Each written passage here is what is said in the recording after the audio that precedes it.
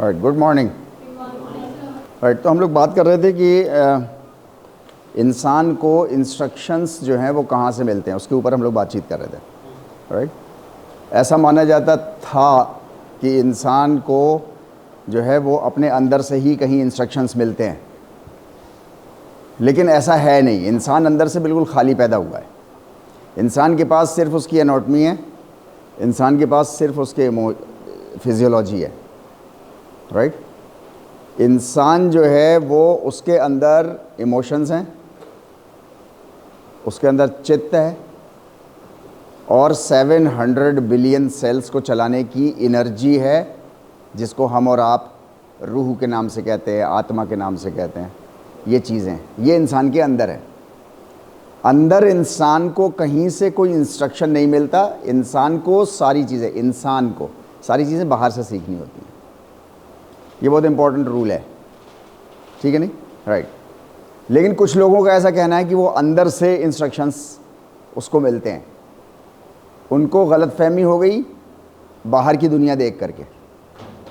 इंसान के अलावा जितनी भी लाइफ एग्जिस्ट करती है, जानवरों में, पेड़ों में, जितनी भी करती है, उनका सबका, उनको बाहर से कोई इंस्ट्रक्शन नहीं चाहिए होता। उनके अंदर उनकी ज़िंदगी के इंस्ट्रक्शंस मौजूद होते हैं। इसी वजह से आप जो है वो मुर्गी और बत्तख के बच्चे तालाब के किनारे छोड़ दो। राइट, बत्तख के बच्चे ऑटोमेटिकली पानी की तरफ भागेंगे, और अगर आप मुर्गी के बच्चों को भी हका लो उधर की तरफ, तो वो वहाँ से बच के किसी तरीके से अपोजिट डायरेक्शन में जाएंगे, क्योंकि उनको मालूम है। इंसान के बच्चे को नहीं पता है कि उसको जाना किधर है। वो पानी में भी जा कर के डूब जाएगा, वहाँ भी गिर पड़ सकता है। राइट, तो इंसान अकेला है जिसको बाहर से सारे इंस्ट्रक्शंस लेने होते हैं, अंदर उसके इंस्ट्रक्शंस नहीं हैं। सारी चीज़ें उसे सीखनी होती हैं। ये हम समझने की कोशिश कर रहे थे। राइट, बाहर से मिलते हैं सारे इंस्ट्रक्शंस उसको। फिजिकल लॉज को समझने के लिए इंसान के पास एक चीज़ है जिसको हम और आप इंटेलेक्ट कहते हैं, जो मैकेनिकल लॉज को समझ जाती है कि पंखा ख़राब हो गया है तो ये सही कैसे होगा। इसके लिए आपको आगामाह की ज़रूरत नहीं है, योग की नॉलेज की ज़रूरत नहीं है, बिल्कुल भी ज़रूरत नहीं है। आपकी अकल समझ जाएगी कि ये पंखा कैसे ख़राब हो गया है, क्योंकि उसको उसकी मैकेनिक्स पता है पीछे से। उस मैकेनिक्स में कहाँ ख़राब हो गया है उसको सही कर लेगा वो। राइट, लेकिन कुछ लोग कहते हैं कि इंसान के अंदर, जिसको बोलते हैं ना अंतःकरण, है ना, कि इंसान के अंदर जो है वो एक अंतःकरण है, एक ज़मीर की आवाज़ होती है। उसे उर्दू में बोलते हैं ज़मीर की आवाज़ या अंतःकरण, कि मेरा अंतःकरण नहीं कह रहा। गट फीलिंग एक डिफरेंट चीज़ है। राइट, गट फीलिंग कभी कभी आती है। गट फीलिंग आपके ही एक्सपीरियंसेस का निचोड़ है, जो सेट कुछ सर्कमस्टांसेस आपको दिखाई देते हैं, कुछ सर्कमस्टांसेस दिखाई देते हैं, उसमें आपकी इंटेलेक्ट उसको फ़ौरन एनालाइज करती है, फ़ौरन बहुत तेज़ी के साथ उसको एनालाइज करती है, और जो बिल्कुल मतलब वो जो बाहर इन्वायरमेंट बना है उसका जो क्लोजेस्ट एक्सपीरियंस है उस पर वो आपसे कुछ कहती है कि ये ऐसा हो जाएगा शायद। जैसे for example right hand bowler है, वो राइट हैंड बैट्समैन है, इधर उसका स्क्वायर लेग है, बॉलर उधर से ऐसे खड़ा हुआ है, ये क्रीज की लाइन है, इसके और मिडिल स्टंप के बीच में 3 स्टंप्स इधर लगे हैं इसके पीछे।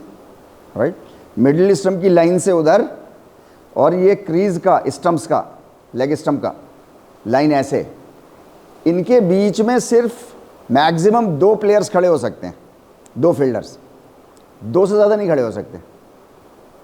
अच्छा, आमतौर से कॉमनली मोर देन 80% एक ही प्लेयर खड़ा किया जाता है इधर। अगर बहुत विकेट कीपर की तरफ खड़ा कर दिया जाता है तो उसको फाइन लेग कह देते हैं। अगर स्क्वायर लेग अंपायर की तरफ खड़ा कर दिया जाता है तो उसको लॉन्ग लेग कह देते हैं। बिल्कुल ऐसे खड़ा कर दिया जाता है तो डीप स्क्वायर लेग कह देते हैं। मैं बाउंड्री की बात कर रहा हूँ उधर, है ना। तो कीपर के पास फाइन लेग और थोड़ा दूर हटा दिया उसको तो लॉन्ग लेग, और नहीं तो डीप स्क्वायर लेग, राइट। आमतौर से एक ही प्लेयर खड़ा होता है। किसी बॉलर ने वहां पे 2 फील्डर्स खड़े कर दिए इस डायरेक्शन में, मैक्सिमम 2 ही खड़े हो सकते हैं, मैक्सिमम 2 खड़े कर दिए, तो बैट्समैन को फौरन ऑटोमेटिकली एक गट फीलिंग आएगी कि ये मुझको या तो फुल टॉस देगा लेग स्टंप से हल्का सा बाहर, और या ये मुझे बाउंसर मारेगा, क्योंकि उसको एक्सपीरियंस है कुछ चीज़ों का। तो उसे बोलते हैं वो gut feeling, right. Gut feeling पैदाइशी होती नहीं किसी के अंदर, सिचुएशन को देख करके आती है, और वो भी कभी कभी आती है, हमेशा नहीं आती, ऑलवेज नहीं आती, राइट। आपको गट फीलिंग कभी कभी आएगी कि मेरा एक्सीडेंट हो जाएगा, हो भी जाता है, चाहे हल्का फुल्का हो चाहे ज़्यादा हो, लेकिन वो गट फीलिंग आपको कभी कभी आती है। और सड़क पे कितनी बार जाते हो? रोज़ जाते हो, कई घंटे सड़क पे ओवरऑल गुजारते हैं हम दिन भर में, राइट। तो कुछ लोगों ने कहा कि साहब वो अंदर से इंसान को जो है वो इन्फॉर्मेशन मिलती है, क्योंकि उन्होंने बाहर के एनवायरनमेंट में देखा कि हर किसी को बाहर से सिखाया नहीं जा रहा, वो अंदर से ऑटोमेटिकली उनके पास इंस्ट्रक्शंस हैं, राइट। यहाँ पर हम लोग इसके ऊपर बहुत बात कर चुके हैं, हम लोग इसके ऊपर बात करेंगे थोड़ा सा। ये अंतःकरण जिसको हम लोग बोलते हैं, राइट, ये कंसाइंस जिसको बोलते हैं, अंग्रेज़ी में इसको बोलते हैं कंसाइंस, उर्दू में बोलते हैं इसको ज़मीर की आवाज़। ये मेरे ज़मीर की आवाज़ है, राइट, ये मेरे अंतःकरण की आवाज़ है।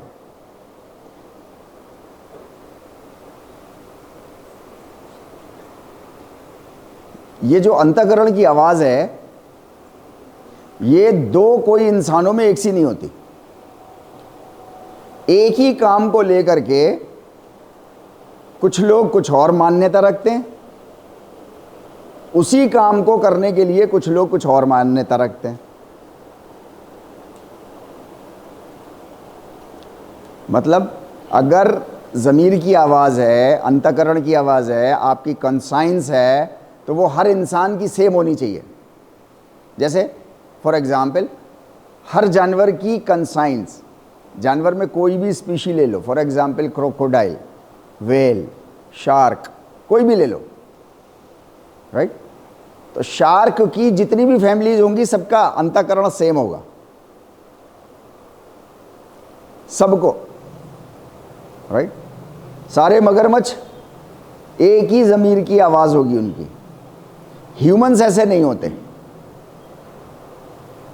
ह्यूमंस के अंदर से कुछ लगता है उनको कि मुझे ये करना चाहिए या मुझे ये नहीं करना चाहिए, तो ये हर इंसान में अलग अलग होता है। अगर ये नेचुरली ऊपर वाले ने दी होती अंदर से तो सबकी सेम होती, राइट, सबकी सेम नहीं है। ये क्या चीज़ बोल दी यार इसमें? घंटी उंटी लगा रखी क्या कि भैंस की? अच्छा, ओह वो टूट गया उसका, राइट। जिसको हम लोग कंसाइंस कहते हैं, जिसको ह्यूमंस की फील्ड में कंसाइंस कहते हैं, उसको साइकोलॉजिस्ट सोसाइटी इंटरनलाइज्ड कहते हैं। साइकोलॉजिस्ट उसको कहते हैं सोसाइटी इंटरनलाइज्ड।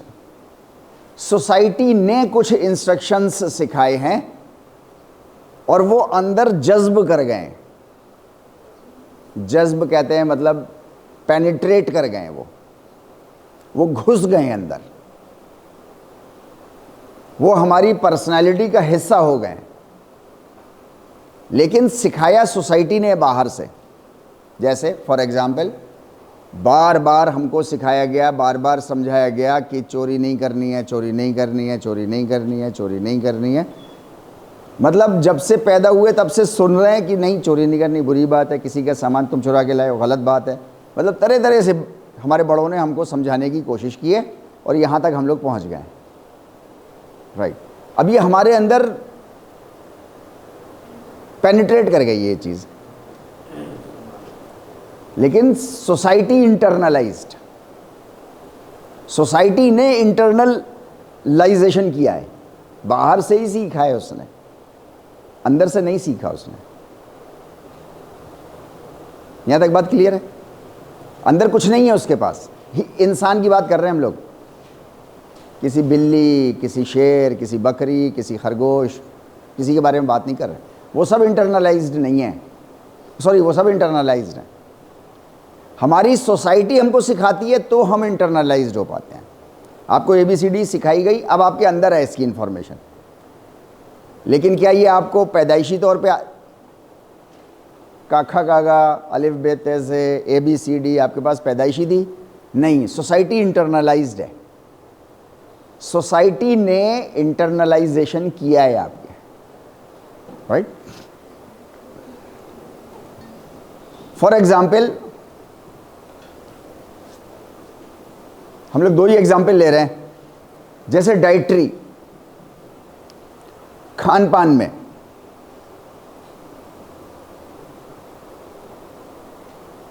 एक सोसाइटी है जो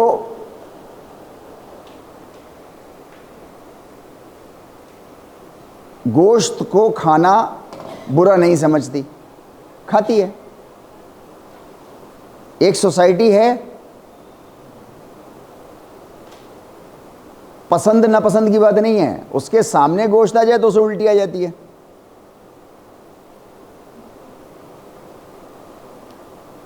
राइट।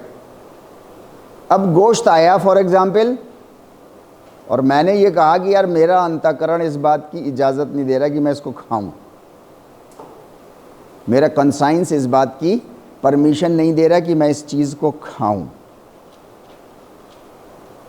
राइट। एक दूसरा इंसान आया, आप ही का दोस्त है, बहुत अच्छा दोस्त है, वो आया, वो बैठ के आराम से खा रहा है।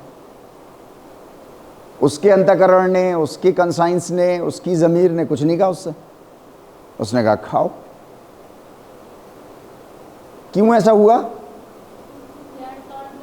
हाँ, दोनों जो हैं वो अपनी अपनी सोसाइटी का बैकग्राउंड है उनका, और उनकी सोसाइटी ने उनको कुछ सिखाया है,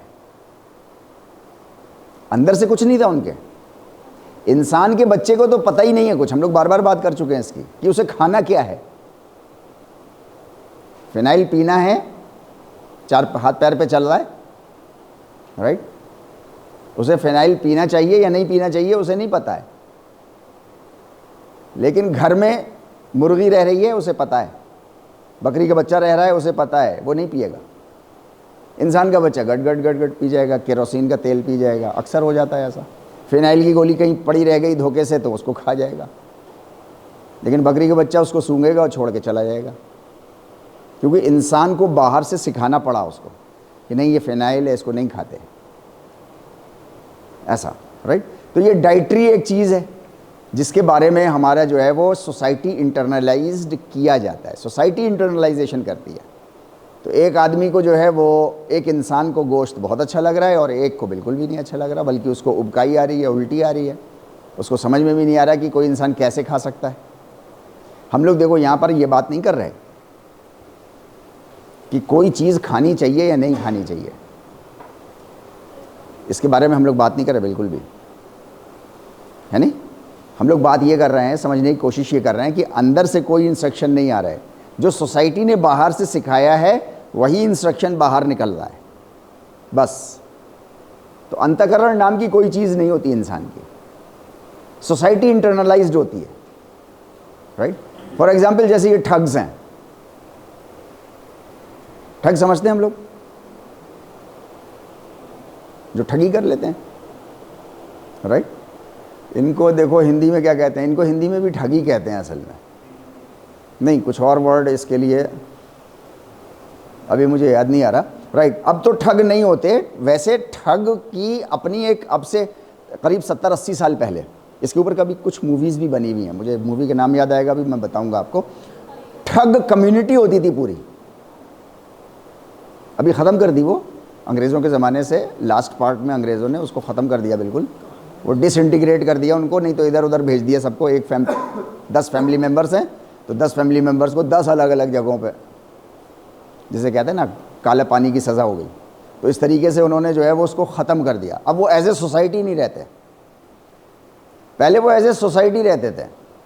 एज ए सोसाइटी मतलब जैसे एज ए सोसाइटी बहुत सी सोसाइटीज़ रहती हैं, जैसे मुस्लिम्स एक सोसाइटी है वो एक रहते हैं, हिंदूज़ एक सोसाइटी है वो एक रहते हैं, जैन एक सोसाइटी है वो एक रहते हैं। ऐसे ही अब से 70-80 साल पहले लास्ट टाइम था वो उनका, 70-80 साल पहले, उससे पहले से जो है वो एज ए कम्युनिटी, ठग कम्युनिटी है ये। जैसे कुम्हार एक कम्युनिटी है, जो पॉटर्स होते हैं वो एक रहते हैं, वो आज भी रहते हैं, राइट। ये ठग कम्युनिटी, जिस वक्त ठग कम्युनिटी थी यहाँ पर, उनके यहाँ मतलब आपसे कहा जाए अगर कि आपकी शादी तब तक नहीं होगी जब तक आप किसी एक का मर्डर नहीं कर देंगे। ठग्स के यहाँ ये कंपलसरी था, किसी भी बच्चे की या किसी भी बच्ची की तब तक शादी नहीं हो सकती थी जब तक वो एक मर्डर ना कर दे। हाँ, उनके यहाँ मतलब जिसे कहते हैं ना लालायक रहना, कि कैसे इंसान को मार दूं मैं दूसरे को।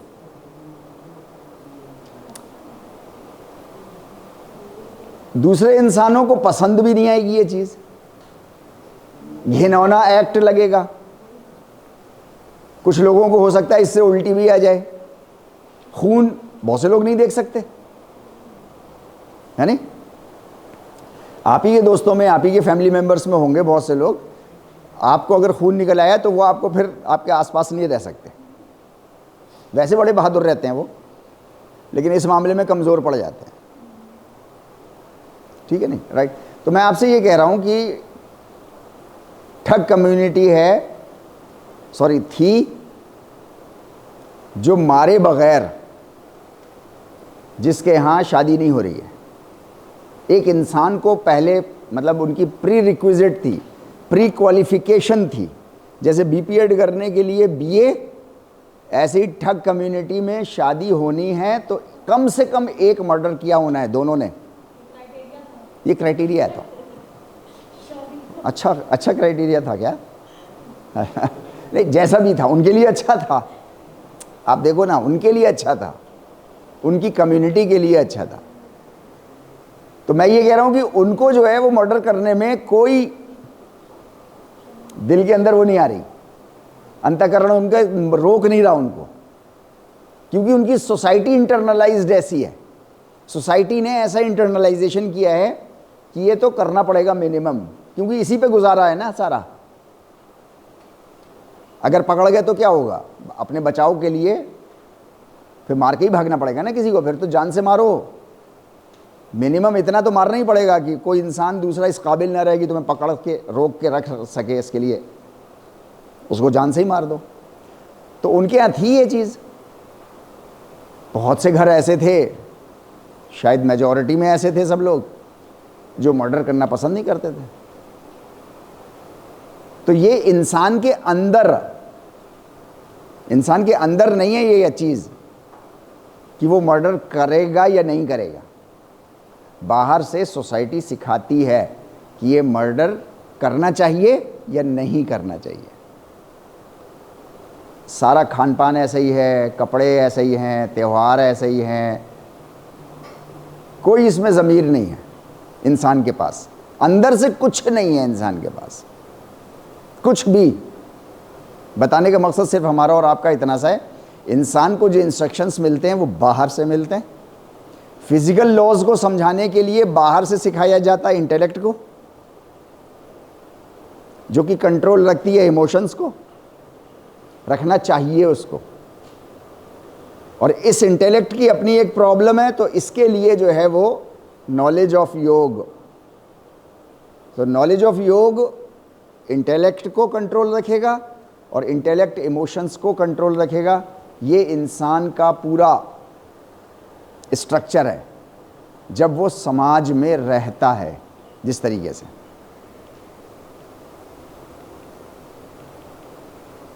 राइट, इसको आप लोग पढ़ लीजिएगा। ये वही है जो मैंने आपको बताया, बस एक नोट्स के फॉर्म के तौर पे आप लोगों के पास है।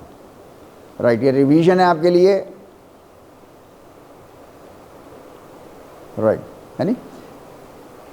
इसके लिए ये जो सोसाइटी इंटरनलाइज्ड है, वहाँ भी इमोशंस पुश मारेंगे कि नहीं मुझे नहीं खाना है,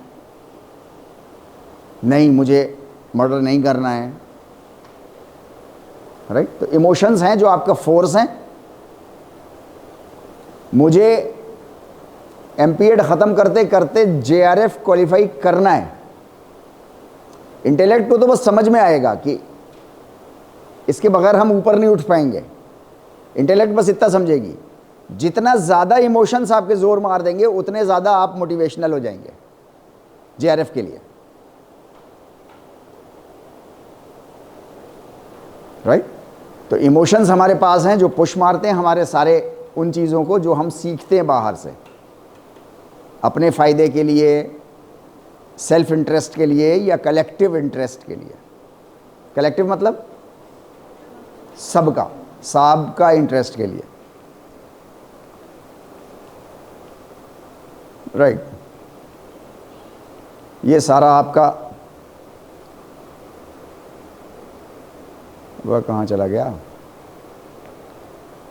राइट। ये कंक्लूजन के तौर पे वो लास्ट एज ए नोट्स आपके पास जो है वो ये पहुंच जाएगा। यहाँ तक की स्लाइड्स मतलब आज तक जहाँ से हमने शुरू किया है वहाँ तक की चली गई हैं आपके पास? ओके फाइन, ठीक है। आज से हम लोग यूनिट 3 शुरू करेंगे। 3.1 पढ़िए इसको, क्या है ये? हाँ, कॉनोटेशंस जानते हैं हम लोग, वो सारे उसके है नहीं। एक बार रिवाइज करें क्या? एबिलिटी टू जनरेट आइडियाज, उसको हम लोग मन बोलते हैं। चीज़ों को एनालाइज करना, उसके बारे में सोचना, फ़र्क पैदा करना, है ना, उसको बुद्धि बोलते हैं हम लोग। किसी इंसान को किसी भी वजह से अपने से नीचे लेवल का समझना, यानी ऐसा व्यवहार करना समाज में कि सामने वाले की बेइज्जती हो जाए। फॉर एग्जाम्पल, अरे तुम बीपीएड फाइनल ईयर में आ गए, तुम्हें इतना भी नहीं पता कि फिजिकल एजुकेशन क्या होती है। अच्छा, एक सेंस ये होता है कि उसके अंदर हम कुछ जगा दें, एक सेंस होता है कि उसकी सबके सामने बेइज्जती हो जाए, सब इस तरीके से कहना कि सब हंस पड़े उसके ऊपर, है ना। तो किसी भी तरीके से, किसी भी एंगल से अगर आप किसी भी इंसान को, जो कि आप ही की तरह का एक इंसान है, उसको आप अगर अपने से कमतर समझते हो, नीचा समझते हो, नीच समझते हो, कम लेवल का अगर आप समझ रहे हो उसको, राइट, देन उसको जो है वो हम लोग अहंकार कहते हैं, राइट। अहंकार जो है वो इसको भी कहते हैं जब आप किसी सच को ना माने। कोई सच आपके सामने रखा गया, आपने उस पर डिस्कशन किया, आपको फुल्ली समझ में आ गया कि हाँ यार बात तो सही कह रहे हैं, मतलब बिल्कुल सेटिस्फाइड हो गया। अब लेकिन उसके बाद जिद पकड़ लिया आपने, नहीं मेरी सोसाइटी ने तो मुझको ये नहीं सिखाया, मेरे घर में ऐसा नहीं होता है। मतलब आपने घर की प्रैक्टिस जो कि गलत डायरेक्शन में जा रही थी, उसके लिए आपने सच को ठुकरा दिया। इसको भी ईगो बोलते हैं, सच को ना मानना। जैसे किसी की मेडिकल कंडीशन ख़राब हो जाए, रोज़ाना वो 5 मील दौड़ता होगा, 2 घंटे उसको एक्सरसाइज करने का उसका रूटीन था, किसी वजह से उसकी जो है वो बहुत ज़्यादा तबीयत ख़राब हो गई, लेकिन वो फिर भी नहीं मान रहा, राइट। बहुत समझाया, उसको पूरी तरीके से सेटिस्फाई भी कर दिया, भाई इस वक्त कंडीशन और ज़्यादा ख़राब हो जाएगी तुम्हारी नहीं तो, राइट। लेकिन वो अपने को, एक तो होता है कि जोश, इंसान का जोश की बात नहीं कर रहा है कि मैं दूसरे से, मुझे नीचा समझेंगे सब लोग, मुझे सब लोग नीचा समझेंगे अगर मैं प्रैक्टिस पे नहीं गया तो सच को नहीं मान रहा ना वो। अपनी जो मेडिकल कंडीशन उस वक्त उसकी सच है उसको नहीं मान रहा, तो उसकी ईगो उस वक्त उसको भड़का रही है, अहंकार उसका भड़का रहा है। राइट। ये सारी चीज़ें हम लोग डिस्कस कर चुके हैं। Reference of one's life, that is consciousness, इसको कॉन्शियसनेस कहते हैं। याददाश्त, राइट। सारे कामों को करने वाला, हम लोग कहते हैं ना, हम लोग मैं करता हूँ, है नी। An ability to see and observe, कुछ भी XYZ, राइट। ये सारे चित्त के काम हैं। अच्छा, चित्त जो है वो है बॉडी के अंदर, हम कहीं बाहर तो है नहीं, राइट। बॉडी के अंदर की एक खासियत है, एनाटॉमी एंड फिजियोलॉजी से आपको समझ में आया होगा कि उसके अंदर जितनी भी चीज़ें हैं उनकी एक एक कहीं ना कहीं स्पेसिफिक लोकेशन है सबकी। जैसे हार्ट की कहीं लोकेशन है नहीं, राइट। लंग्स की कहीं लोकेशन है, किडनीज की कहीं लोकेशन है, आर्टरीज की, वेन्स की, वेन्यूल्स की, एक्सक्रीटरी सिस्टम की, रिप्रोडक्टिव सिस्टम की, एंडोक्राइन सिस्टम की, हर किसी की एक अपनी स्पेसिफिक एक लोकेशन है, राइट। सवाल ये पैदा हुआ कि चित्त की लोकेशन कहाँ पे है? वो भी बॉडी के अंदर ही है नहीं? कहीं आँख में बसता हो, नाक में बसता हो, दिल में बसता हो, कहीं रहता हो वो, राइट। इसके ऊपर मैंने करीब 5 साल लगाए होंगे कि रहता कहाँ है। तो मुझे एक आइडिया आया कि इंसान को गोली मारो, हाँ गोली मार दो, उसके क्या जाता है, तो मार दो तो इंस्टेंटली वो कहाँ मरेगा? जैसे ही गोली मारी टक से मर गया, राइट। कहीं हाथ पैर में मार दो, एक्सियल सिस्टम में उसके मर भी सकता है। 10-12 घंटे उसको इलाज ना मिले, खून इतना बह जाए तो वो गोली लगने से ही मरा है, लेकिन इनफैक्ट गोली लगने से नहीं मरा, वो खून ज़्यादा बह गया, वॉल्यूम अंदर कम रह गया, जिसकी वजह से उसकी डेथ हो गई है नहीं। पैर में मार दो, कंधे पे कहीं मार दो, राइट, इन जगहों पे तो मरता नहीं इंसान। पेट में मार दो, है नहीं। हमारे एक दोस्त, उनका जो है वो 4-5 लोगों ने यहाँ से यहाँ तक पेट चाकू मार के ऐसे अंदर घुमा दिया, वो सारी हथौड़ियाँ पतड़ियाँ सब बाहर उनकी। अब वो अकेले बिल्कुल, थोड़ी देर तो वो सकते में बैठे रहे, मतलब उनको समझ में ही नहीं आया क्या करना है, हुआ क्या ये।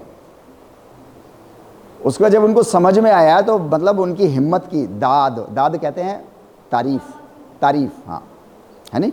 उन्होंने सारी हथौड़ियाँ पतौड़ियाँ जो बाहर ज़मीन पे पड़ी हुई थी उसको सबको उठाया, उन्होंने अंदर रखा, अंदर पेट में। कैसे रखेंगे वो, इससे बहस थोड़ी है, इस वक्त तो रखा है ऐसे।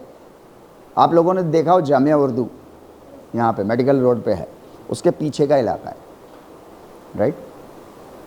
मेडिकल कॉलेज से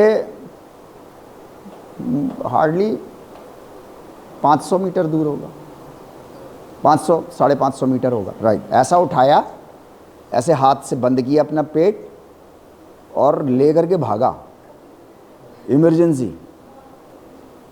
आज भी जिंदा है, मरा नहीं।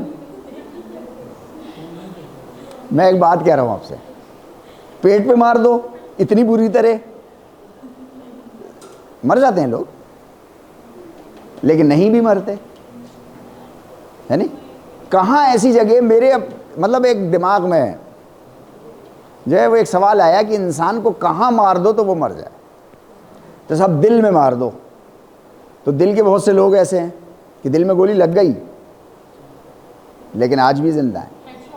हाँ, हेडशॉट वाले, हेड जो है वो सबसे कॉमन जगह है ना, राइट।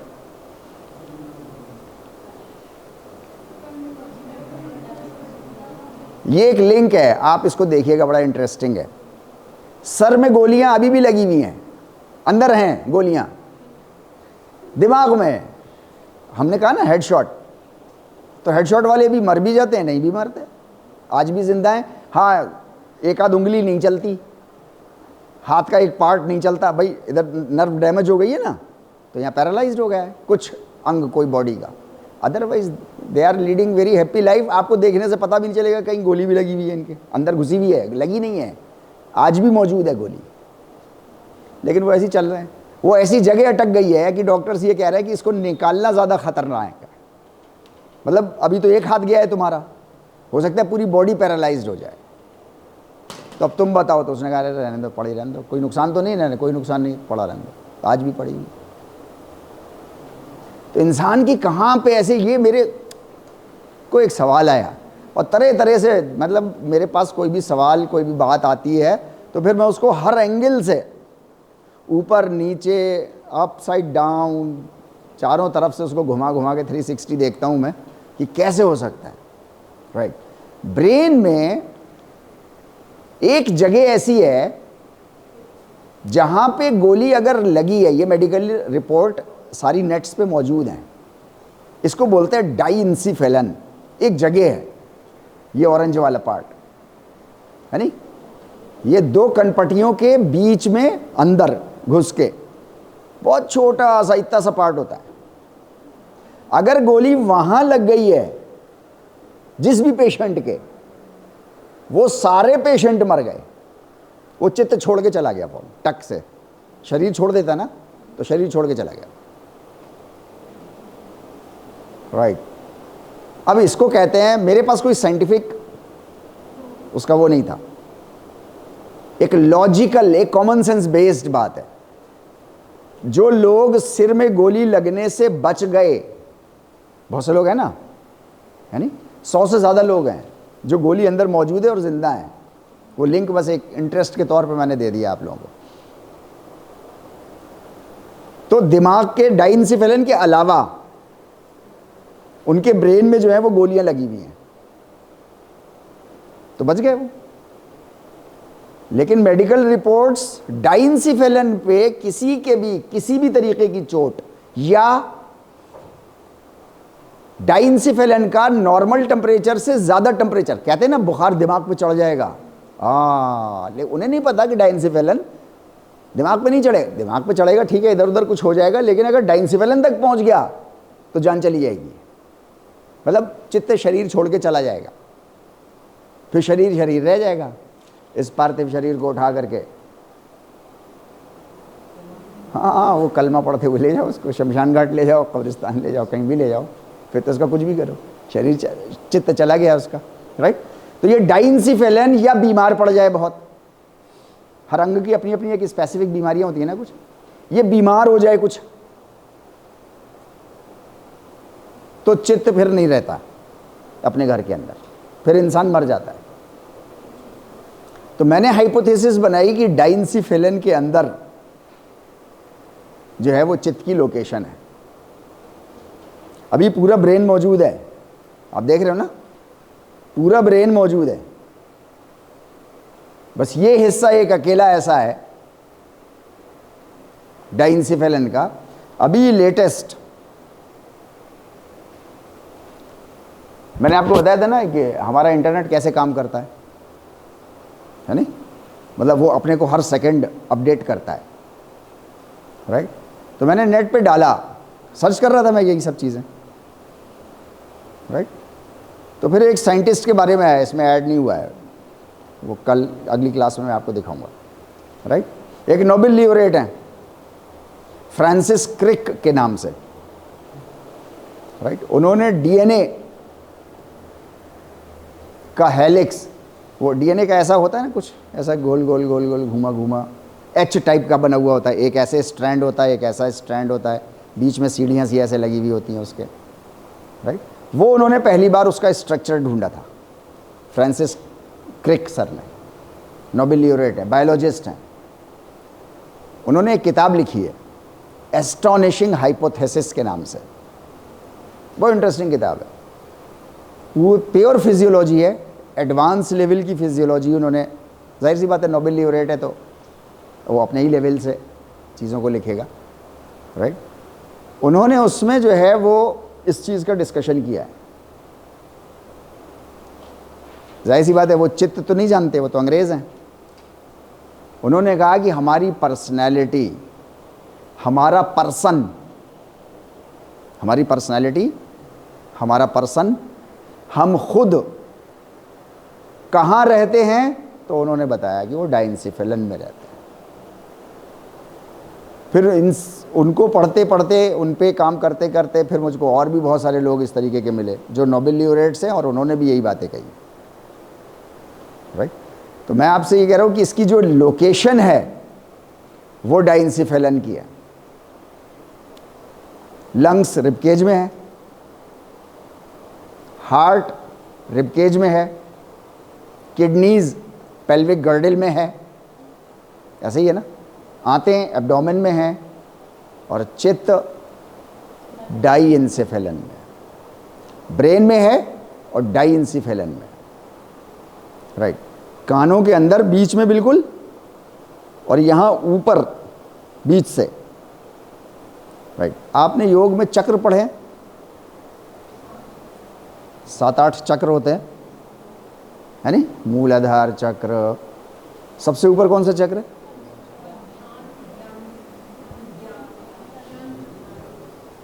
सबसे ऊपर कौन सा चक्र है?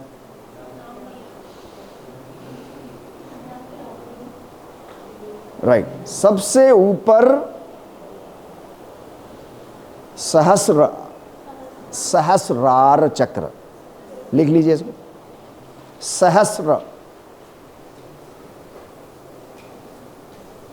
सहस्रार, सहस्र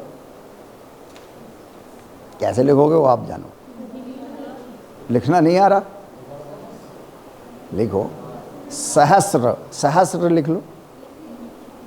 सहस्र नहीं लिख सकते, सहस्र संस्कृत में कहते हैं 1000, राइट। सहस्र आर, उसी में आर, AA, सहस्र आर।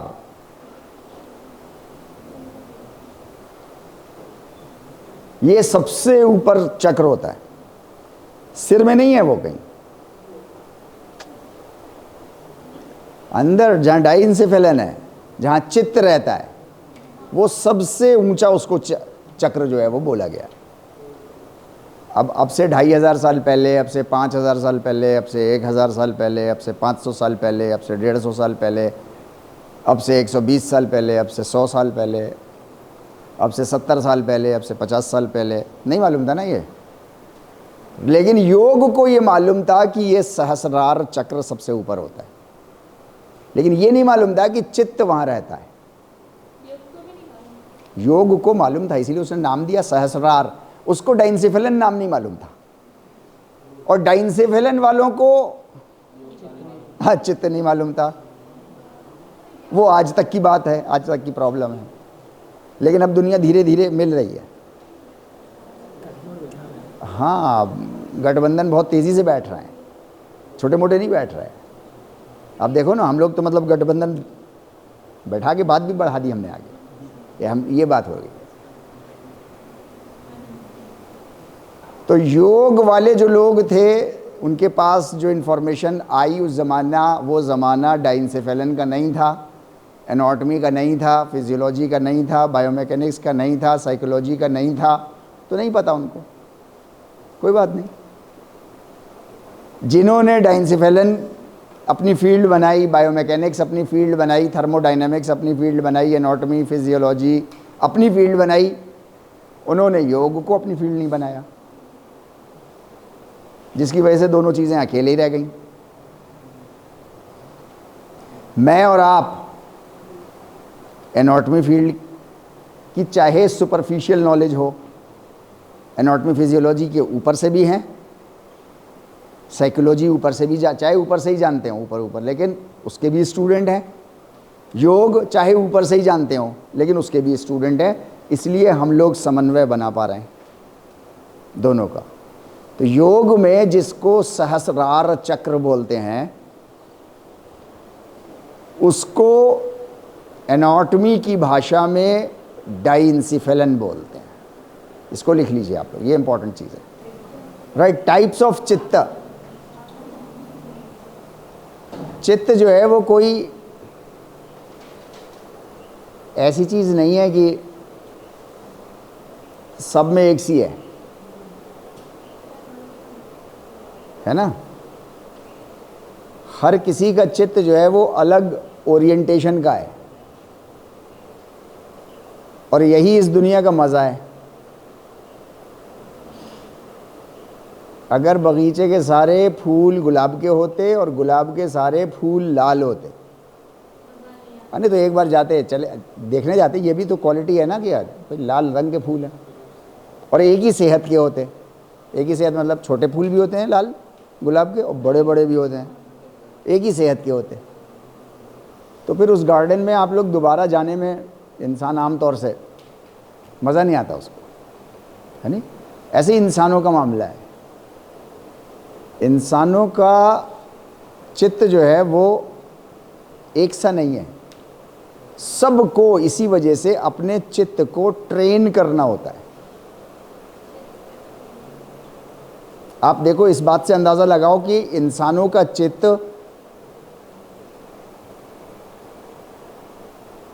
खड़े हो जाओ यार, खड़े हो जाओ चेयर पर, दोनों लोग खड़े हो जाओ, जूते उतार लो। हंसने का नहीं तो हंसने वाला भी खड़ा हो जाएगा।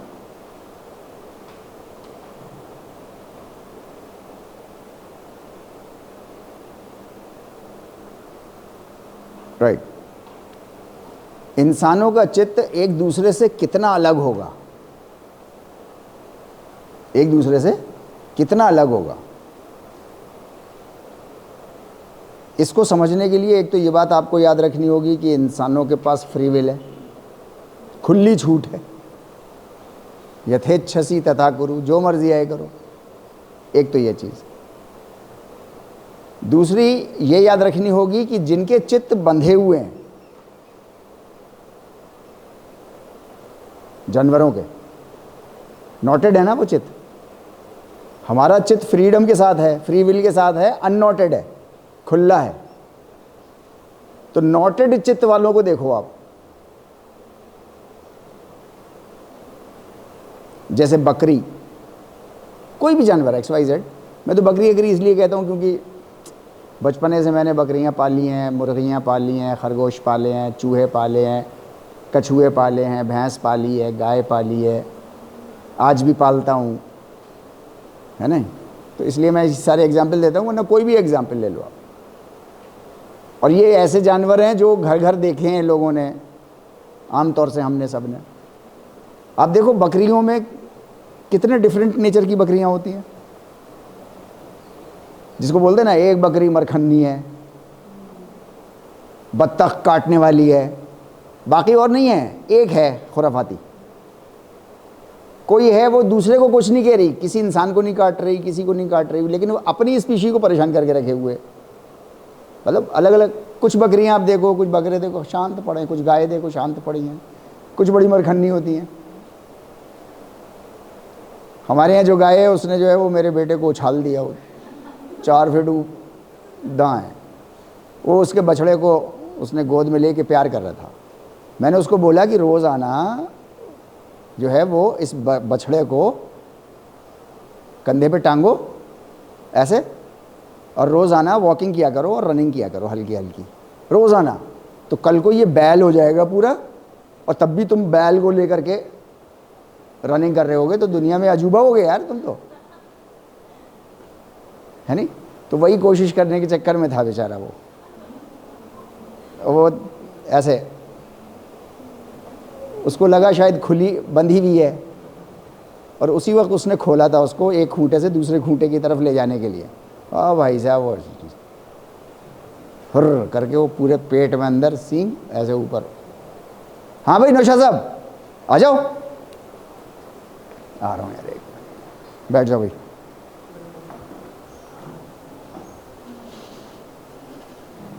अरे वाह, कहाँ हो यार तुम, तो मिल ही नहीं रहे। अरे बेहतरीन, मिलने आया था। अरे बिल्कुल जाइए साहब, कल जा रहा हूँ सर। अच्छा, कहाँ सुना मैं आपका, बेहतरीन, कहाँ सुना, क्या बात है इसमें। चलो जाओ, बहुत बहुत इंशाअल्लाह।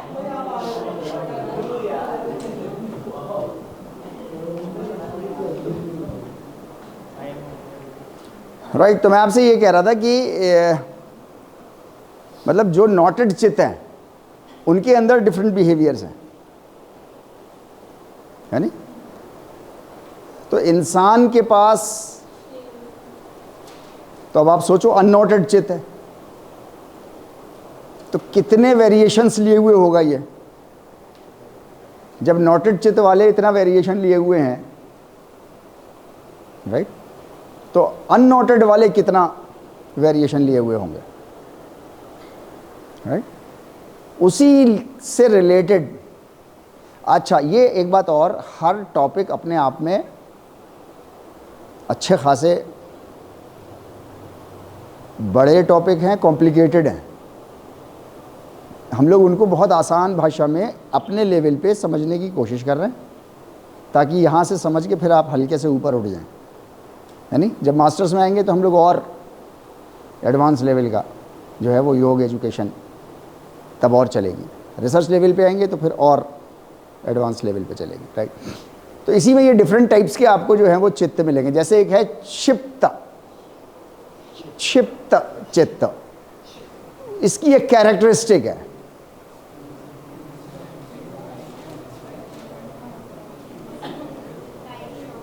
क्षिप्त,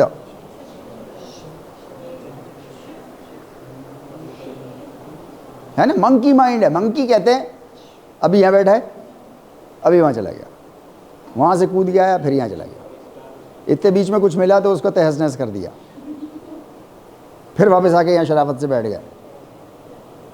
मंकी है, मंकी माइंड है, राइट? ये जो क्षिप्त चित्त है ये दो एक्सट्रीम्स पे रहता है, इसको बीच में रहना नहीं आता।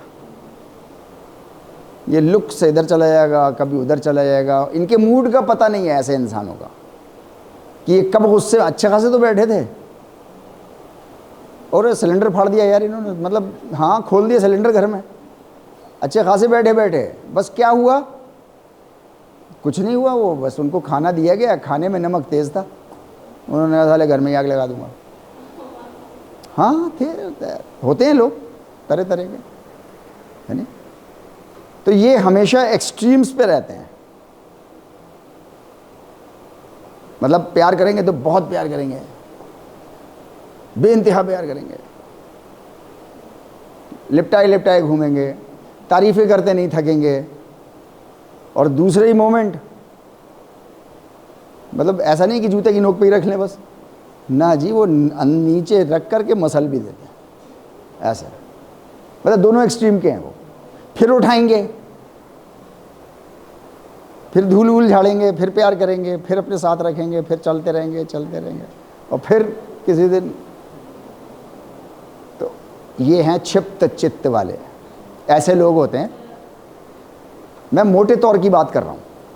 अच्छा, ये सारे चित्त के मुझको अपने घर में दिखाई दे जाते हैं, मुझे अपने अंदर दिखाई दे जाते हैं, आपको भी अपने अंदर दिखाई दे जाएंगे, और अपने घर के अंदर लोग दिखाई दे जाएंगे, कोई ना कोई ऐसा, या इनका मिक्स कुछ आपको दिख जाएगा, है नहीं? ठीक है नहीं? डिस्ट्रैक्टेड होते हैं ये लोग, कंसंट्रेटेड नहीं है एक जगह। एक स्टेट से, एक टाइप से दूसरे टाइप का चित्त हो जाता है, लेकिन बड़े ट्रेनिंग की ज़रूरत पड़ती है। जैसे आप गलत स्किल सीख लेते हो तो फिर हम लोगों ने बात करी थी ना एक बार, आपको ट्रिपल मेहनत करनी पड़ती है, क्योंकि एक तो वो मेहनत कि वापस आओ वहीं तक, ज़ीरो तक, फिर नई स्किल सीखो सही वाली। तो एक तो ये मेहनत, आपको ये मेहनत लगी पहले, फिर वापस आने में भी टाइम खर्च हो रहा है, फिर यहाँ से वहाँ जाने में, सही स्किल करने में भी, और अगर जब भी मैच में टेंशन आ जाएगी तो फिर यहीं पहुँच जाओगे, फिर उसको भी अलग,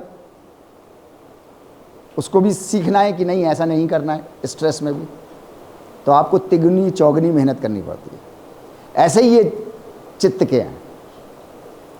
क्षिप्त चित्त किसी और चित्त में कन्वर्ट हो जाएगा, लेकिन परिस्थिति कहीं उसके विपरीत हुई, अगेंस्ट हुई, तो फिर वो क्षिप्त पे पहुंच जाएगा, फिर ट्रेन करेगा अपने को धीरे धीरे धीरे धीरे धीरे। अच्छा, ये सारे चित्त बनते कैसे हैं? आते ज़ीरो लेवल पे हैं। मैथमेटिकल वो देखा था ना आपने, नंबर लाइन ज़ीरो है ये सब। ये घर का माहौल, जिसको हम कहते हैं ना बच्चा अभी तो छोटा है, अभी इसकी क्या समझ में आ रहा है, नहीं सब समझ में आ रहा है उसके। हाँ, वो अपने को बता नहीं पा रहा कि मुझे समझ में आ गया ये। आपकी आंखें बता देती हैं कि आपने किसी चीज़ पे ध्यान दे लिया, आपने किसी चीज़ को समझ लिया, आपको कुछ नहीं समझ में आया, तो ये मतलब आपकी आंखें बता देती हैं, चेहरा बता देता है। बच्चे जो हैं वो सिर्फ रिसीव कर रहे होते हैं, और वो रिसीव क्या करते हैं, वर्बल इंस्ट्रक्शंस बहुत कम रिसीव करते हैं, ओनली 20%। साइकोलॉजी, चाइल्ड साइकोलॉजी की फील्ड कहती है कि 20% वर्बल लेते हैं, वो रिसीव करते हैं। 80% वो आपके एक्शंस को इमिटेट करते हैं। इमिटेट मतलब एक्शंस से सीखते हैं, एक्शंस से नकल उतारते हैं, है नहीं, राइट। जिन माँ बाप को ये परेशानी है कि उनका छोटा सा बच्चा है और वो हर वक्त मोबाइल लेने के चक्कर में रहता है और छीनते हैं उससे मोबाइल, और वो हाथ से अपने छोड़ता नहीं है मोबाइल को, तो उन माँ बाप को मैं सलाह देता हूँ, बच्चे को कुछ मत करो, आप कॉपी किताब पकड़ना शुरू कर दो, है नहीं। उस कॉपी पे चाहे आर्ट्स बनाओ, फाइन आर्ट्स बनाओ। नहीं पढ़ना आता, घर के सारे मेंबर्स थोड़ी पढ़े लिखे होते हैं, नहीं आता पढ़ना लिखना, लेकिन तब भी बच्चे को अगर पढ़ाना है कॉपी किताब से तो खुद लेकर के बैठो। अभी तो हम खुद तो मोबाइल लेके बैठे हैं बच्चे के सामने, और उससे कह रहे हैं किताब पढ़ो। 80% वो एक्शंस लेता है, 20% वर्ड्स लेता है बस, तो कैसे लेगा वो। उसके लिए माँ बाप को चेंज होना चाहिए पड़ेगा, राइट। तो मैं ये कह रहा हूँ कि एक से दूसरे में जाने में चित्त को जो है वो बहुत टाइम लगता है और बड़ी मेहनत करनी पड़ती है उसको। मूढ़ा, ये मुधा नहीं है, मूढ़ा, हाँ मूढ़ा, ये वाला वर्ड। क्षिप्त, मूढ़, विक्षिप्त, एकाग्र, निरुद्ध, ये सब चित्त की भूमियां हैं अलग अलग। मैंने करी, बताओ क्या कर लोगे। राइट। मूढ़ चित्त कैसा होता है, मैं कह रहा हूं ना आपको, ये सारी चीजें योग में पहले से मौजूद हैं। सब लोगों ने बड़ा काम करके रिकॉर्ड करके रख करके अगली जनरेशन के लिए चले गए लोग, लेकिन लैंग्वेज पुरानी है वो। अब मूढ़ तो कोई बोलता भी नहीं होगा शायद ये वर्ड आज के दौर में, मतलब हम ही लोगों से की बात कर रहे हैं हम लोग। तो औरों को क्या समझ में आनी है जब हमें नहीं समझ में आ रहा मूढ़ क्या होता है। लेकिन मूढ़ की कैरेक्टरिस्टिक बताई है उन्होंने कि मूढ़ चित्त का जो इंसान होता है वो होता कैसा है। वो बड़ा ग्रीडी होता है, बड़ा लालची होता है, बस मिल जाए, ये टी शर्ट मुझे पसंद आ गई, बस चाहे इसके लिए रात में 2 बजे आके दोस्तों के साथ शटर काट देना पड़े दुकान का, मगर है नहीं ऐसा, राइट। गुस्सा भरा हुआ है, नाक पे रखा है जिसको बोलते हैं ना गुस्सा। मूढ़ असल में कहते हैं बेवकूफ को, नाक पे गुस्सा रखा है, बात बात पे तुनक, है नहीं। मतलब हाँ दूसरे से तो मजाक कर लिया, ना साहब मुझसे मजाक कर लिया उसने, इतनी हिम्मत उसकी। अब ये तो बेवकूफ़ी की बात है ना ये, या तो आप भी दूसरे से मत करो, तो वो भी नहीं करे तब तो गुस्सा करो। अब आप तो कर रहे हो तो वो नहीं करेगा। हमारे डिपार्टमेंट में एक स्टूडेंट था, आपको शायद बताया हो मैंने, है नहीं, वो उसने बीपीएड किया, 3 साल का था उस ज़माने में, एमपीएड किया 2 साल का था। दोस्तों को शिकायत थी कि ये चाय नहीं पीता हम लोगों के साथ बैठ के, तो मैंने उससे एक बार ऐसे ही पूछा, काउंसलिंग ऐसे बच्चों को लेकर के बैठता हूँ, तो उसने बताया कि सर मेरे पास इतने पैसे ही नहीं होते, घर वाले नहीं भेज पाते इतने पैसे कि मैं इनकी चाय पीऊँ, इनकी पीऊँगा तो कल को मुझे भी पिलानी पड़ेगी। अब ये मूढ़ चित्त नहीं है, इंटेलिजेंट चित्त है ये, है नहीं। हाँ समझदार आदमी है, अपने को रोक रहा है कि ठीक है तो पिलाएगा भी नहीं भी दूसरे को, लेकिन ऐसे कुछ लोग होते हैं कि मजाक दूसरे से खूब करते हैं, और जब अपने पे आती है हाँ तो डंकी माइंड है वो, है ना। राइट। इन्फैचुएशन, इन्फैचुएशन मतलब, हाँ मतलब क्या बोलते हैं इसको, इन्फैचुएशन को क्या बोलेंगे, मतलब क्या कहेंगे यार इसको। एक बहुत पहले एक सीरियल आता था, सीरियल एक आता था टीवी पे, मुंगेरी लाल के हसीन सपने, ऐसे देखिएगा उसको तो आपको उसके एपिसोड्स मिल जाएंगे कुछ। तो एक इंसान था, वो बैठ करके ऐसे ओ चला ख्यालों की दुनिया में, पता नहीं कहाँ चला जाता था। हाँ वो लंदन की क्वीन से शादी करे आता था, पता नहीं क्या है, लगाव की भावना, नहीं नहीं मेरी भावना ही, मोहित की भावना भी नहीं यार, ऐसे कैसे होगा। बहरहाल इन्फैचुएशन में कह रहा हूँ मतलब ख्यालों में रहना, ख्यालों में जिंदगी गुजारना है, इमेजिनरी दुनिया में रहना, सही है नहीं, इमेजिनरी वर्ल्ड में खुद बना लिया अपने आप कि मैं बेस्ट क्रिकेटर हूं, मैं बेस्ट फुटबॉलर हूं, अब मैं पूरा ऐसा। तो ये तो मूड है ना, राइट।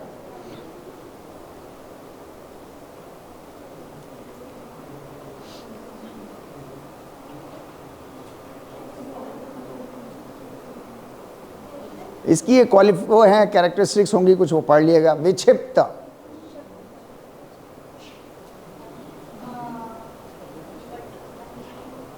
है नहीं, हाँ मतलब योग एजुकेशन अभी बिल्कुल समझ में आ रही थी, अगला ही मोमेंट एकदम से पता नहीं क्या हुआ, अंदर चेंज ऐसा, अबे अब तो यार समझ में नहीं आ रहा, पता नहीं क्या कह रहे हैं सर, हाँ मतलब सब गुड़प हो गया। फिर थोड़ी देर कुछ इधर उधर टहल टहल के आए वो साहब, फिर समझ में आने लगा। तो मतलब बिल्कुल सफाई के साथ सब कुछ समझ में आ रहा है, और कभी ऐसा कि बिल्कुल बादलों की तरह उड़े फिर रहे हैं, पता ही नहीं चल रहा कहाँ चले गए वो। तो उसको बोलते हैं विक्षिप्त, ऐसे लोग। कभी तो समझ में आ रही है चीज़, और कभी बिल्कुल नहीं समझ में आ रही कुछ। भाई आपको मैथमेटिक्स आती है फॉर एग्जाम्पल, या एनाटॉमी आती है, तो आती है, वो विक्षिप्त नहीं है नहीं। लेकिन अभी जो है वो समझ में आ रही थी, ऐसे को क्या कहोगे कि अभी तो एनाटॉमी समझ में आ रही थी, और अभी कह रहा है कि यार अब नहीं आ रही मुझको, अब फिर एकदम से कहने लगा नहीं अब याद आ गया सब। और ये बार बार ऐसा हो रहा है उसके साथ। कभी कभी भूल जाना तो सबके साथ होता है, लेकिन किसी की कैरेक्टरिस्टिक ही हो जाए तो उससे कहते हैं विक्षिप्त, राइट। ये पढ़ लीजिएगा, ये सब चीज़ें आपके उसी की हैं जो हम लोग यहाँ हिंदी में बोल रहे हैं, एकाग्र चित्त। एकाग्र समझ रहे हैं, हाँ मतलब एक पॉइंट पे फोकस्ड है। हम लोगों में से ज़्यादातर लोग घर से माँ बाप के बग़ैर, मतलब माँ बाप के प्रेशर के बग़ैर, माँ बाप के साथ तो सब रहना चाहते हैं, मगर वो जो प्रेशर देते हैं ना, वो नौजवान उनके साथ नहीं रह, उस प्रेशर के साथ नहीं रहना चाहता। अच्छा, वो प्रेशर से निकल के अब एमयू में आया है, यहाँ उसको कोई कुछ कहने वाले ही नहीं है, और यहाँ आया उसे मज़ा, राइट। अब आया तो था वो किसी काम से, हो गया लेकिन विक्षिप्त। रहना था उसे एकाग्र, लेकिन चूंकि उसने देखा ये तो फ्रीडम ही फ्रीडम है, या तो हो गया वो विक्षिप्त, और अटेंडेंस हो गई 27%। एकाग्र नहीं हो ना नहीं, याद दिलाता रहा, मैं चिपका रहता हूँ अपने बच्चों के साथ राइट। ऐसे लोग एकाग्र, फुल कंसंट्रेटेड एक जगह पे, जो चीज़ उनको हासिल करनी है वो चीज़ उनको हासिल करनी है। अभी आप देखो पीछे का क्षिप्त, विक्षिप्त, ये जितने भी हैं, डंकी माइंड, मंकी माइंड, ये जितने भी हैं, आपको लग रहा है ये एकाग्र रह सकते होंगे? नहीं रह पाएंगे। अच्छा, जब वो एकाग्र नहीं होंगे तो वो हैप्पी भी नहीं रह पाएंगे। ऐसा थोड़ी है कि आप किसी की बेइज्जती करोगे, किसी को कुछ बोलोगे, किसी को आप कुछ फिजिकल असॉल्ट करोगे तो वो पलट के कोई जवाब नहीं देगा, ऐसा तो हो नहीं सकता। अच्छा, जब वो देगा तो आपकी हैप्पीनेस खत्म हो जाएगी सारी, राइट। तो क्षिप्त वाला, मूढ़ वाला, विक्षिप्त वाला, ये हैप्पी नहीं रह सकता, राइट। एकाग्र जो है वो मोस्ट ऑफ द टाइम, क्योंकि वो अपना काम में, इसको कहते हैं ना, उर्दू में कहते हैं मशगूल। मशगूल मतलब बिजी है, बिल्कुल। तो उसको सेटिस्फेक्शन भी मिल रहा है कि हाँ मैंने अपना काम किया पूरा और अच्छे से किया, राइट। तो ये एकाग्र चित्त है। पढ़िए इसको ज़रा थोड़ा सा, 5 मिनट हैं हमारे पास, फिर ख़त्म करेंगे हम लोग। निरुद्ध कहते हैं बिना बाधा वाला। निर मतलब नहीं, निर संस्कृत वर्ड, इसका जो रूट है वो है नि, निवास, निवास का जैसा नी, वो नी मतलब नहीं। जो वर्ड निवास होता है उसको हम लोग बोलते हैं ना निवास, यानी उसका मतलब होता है ये रहने की जगह नहीं है। नी प्लस वास, ये रहने की जगह, परमानेंट रहने की जगह नहीं है। इस चाहे कितनी मकान परमानेंट बना लो, इससे चले जाओगे तुम यहाँ से। ये याद दिलाने के लिए वो वर्ड है, हमारे पूर्वजों ने बड़ा खूबसूरत वर्ड बनाया है, निवास। लेकिन अब हम ट्रीटी उसको ऐसे करते हैं जैसे महल बना लिया तो अब कभी हम नहीं ख़त्म होंगे यहाँ से, राइट।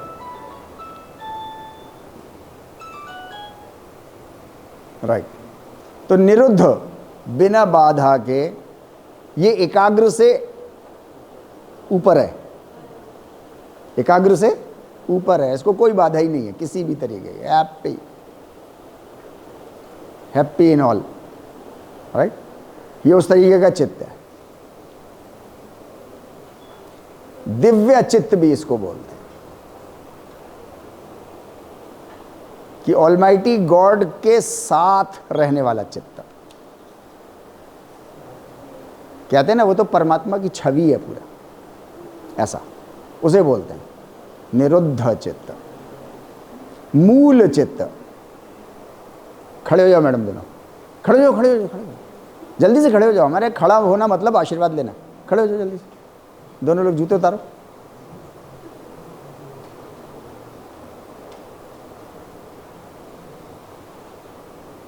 हाथ ऊपर निकल लेना, हो जाएंगे। अरे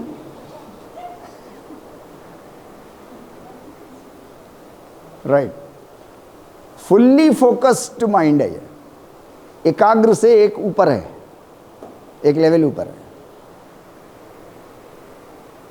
अब हम लोग बाद में करेंगे इसका। Thank you very much.